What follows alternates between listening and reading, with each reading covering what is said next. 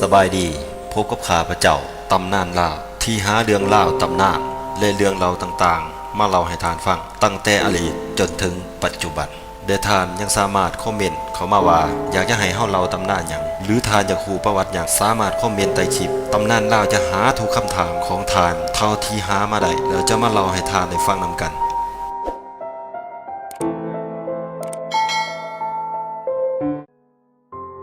วันที่20มังกรแม้นวันสร้างตั้งกองทัพประชาชนลาวอันเป็นวันประวัติศาสตร์สำคัญของศาสตร์ของพรรคของกองทัพเฮาที่หมุนเวียนมาครบรอบ70ปีบนเส้นทางแห่งการสร้างตั้งสู่โฮบมีไส้และเติบใหญ่ขยายตัวกองทัพเฮาไหลผ่านพาความยุ่งยากเสียสละนานาประการต่อสู้เพื่อศาสตร์เพื่อประชาชนตีชนะศัตรูที่ใหญ่โตเข้มแข็งกว่าพวกเฮาบ่จักเท่าไรทบปลดปล่อยประเทศชาติสืบต่อปกปักรักษาและสร้างสาพัฒนาประเทศชาติสมชื่อว่า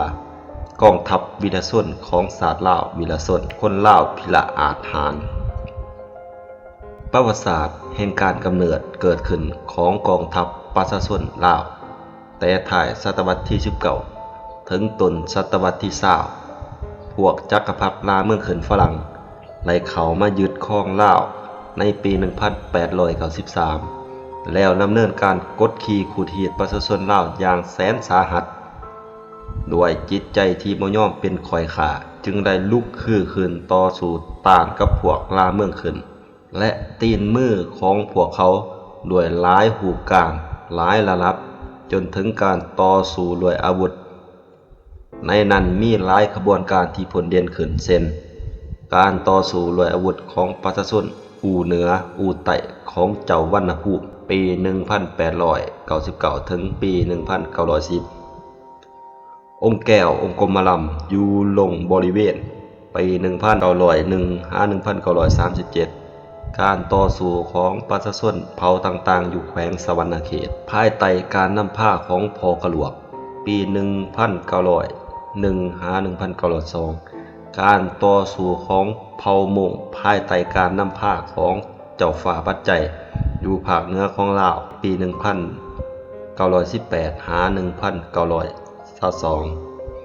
การต่อสู้ของนายคุคำอยู่เวียงจันทน์ปี 1920 การต่อสู้ของประชาชนผงสาลีภายใต้การนำพาขององค์แสนปี 1915 หาปี 1927 การต่อสู้ของเผ่าลือเมืองสิงห์ปี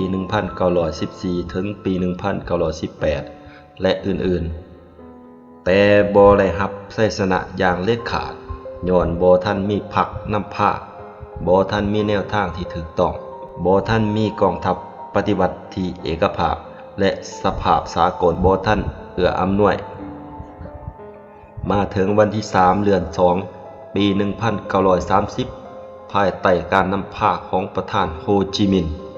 พรรคคอมมิวนิสต์อินโดจีนไล่รับการสร้างตั้งขึ้นและไล่รับเอาพลกรรมประวัติศาสตร์แห่งการนำพาการปฏิวัติของ3ประเทศอินโดจีนพรรคได้มีแนวทางจุดหมาย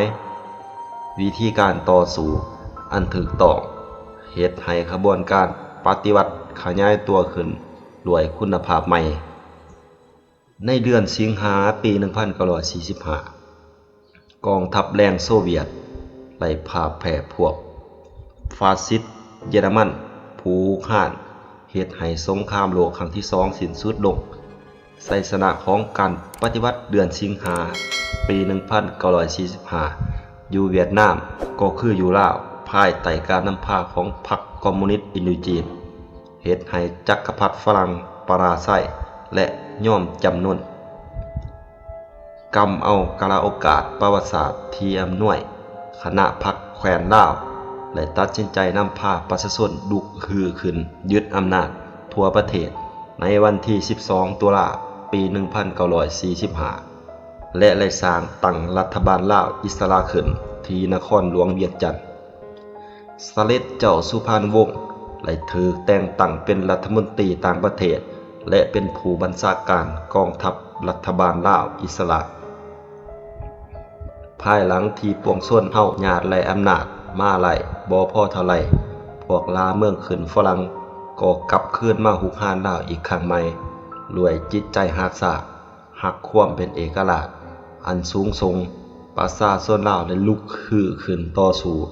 กับพวกลาเมืองขึ้นฝรั่งอีกครั้งใหม่เล่นกว่าหมู่แม่นบั้นฮบท่าแขกในวันที่21มีนาปี 1946 บัญชาโดยเสด็จเจ้าสุภานุวงศ์ได้สู้รบอย่างลุ่เลือดกับฝรั่งกองทัพผสมลาวเวียดนามพร้อมกับประชาชนไหลมีการเสียสละอย่างใหญ่หลวงเสด็จเจ้าสุภานุวงศ์ก็ถือบาดเจ็บสาหัสย้อนเล็กได้กว่าทานรัฐบาลลาวอิสระไหลอพยพไปอยู่ประเทศไทยต่อจากนั้นคณะรัฐบาลลาวอิสระจำนวนหนึ่งก็ย่อมจำนวนต่อฝรั่งอีกจำนวนหนึ่งนำโดยเสด็จเจ้าสุภานุวงศ์ไหลหันทิศไปสู่ชนบทเขตผู้ลอยปลุกระลมประชาชนเผ่าต่างๆก่อสร้างและจัดตั้งเขตที่มันขยายสงครามกองร้อนประสานสมทบอย่างแน่นแฟ้นกับการต่อสู้ของกองทัพและประชาชนเวียดนามกัมพูชาอ้ายน้องจัดตั้งกองโฆษณาประกอบอาวุธขึ้นทั้งโฆษณาปลุกระดมประชาชนก่อสร้างหากฐานการเมืองจัดตั้งกำลังประกอบอาวุธขึ้นอย่างต่อเนื่องขบวนการต่อต้านและขยายกว้างขวางออกทั่วประเทศ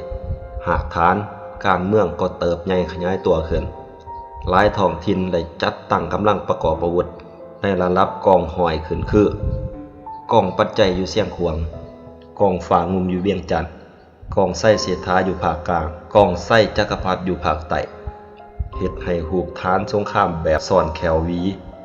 ระหว่างเฮากับศัตรูและปรากฏขึ้นอย่างเด่นชัดปฏิบัติตามมติตกลงของศูนย์กลางพรรคคอมมิวนิสต์อินโดจีนอยู่เขตที่มันตาแสงลาวหุง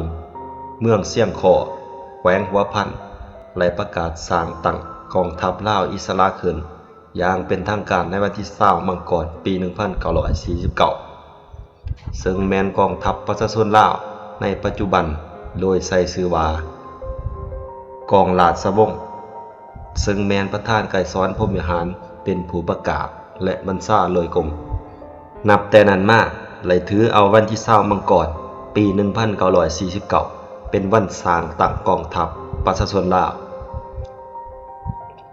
วันที่1เดือน10ปี 1965เลยเปลี่ยนชื่อมาเป็น